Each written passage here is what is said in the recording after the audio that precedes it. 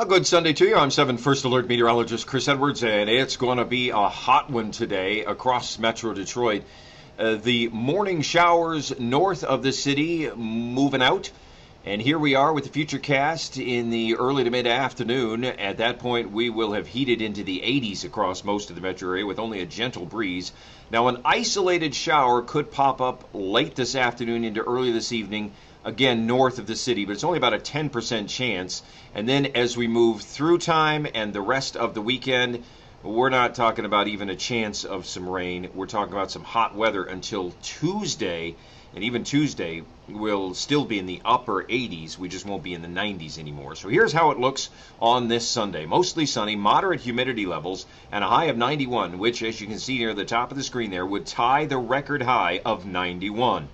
That isolated shower or storm north of Detroit, even if it happens, would be very brief and very isolated.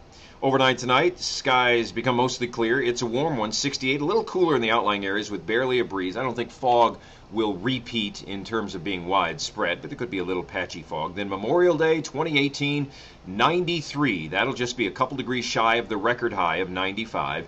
It'll also be a little bit humid with not much in the way of wind again. Even parades that start at 10 in the morning will be downright sizzling on Memorial Day, so do keep that in mind as we observe and remember those tomorrow who paid the ultimate sacrifice for our country.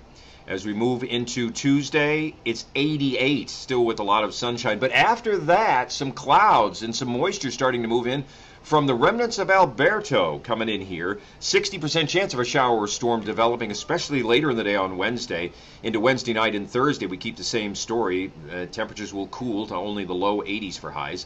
Still a little lingering moisture could squeeze out another shower on Friday. But from this vantage point, next weekend, and of course, everything going on at Belle Isle and surrounding areas, from here, it looks like we've got at least a pretty good start to the weekend. Of course, we'll continue to keep you updated. Whatever you have planned for this Memorial Day weekend, I hope you and yours continue to have a safe and enjoyable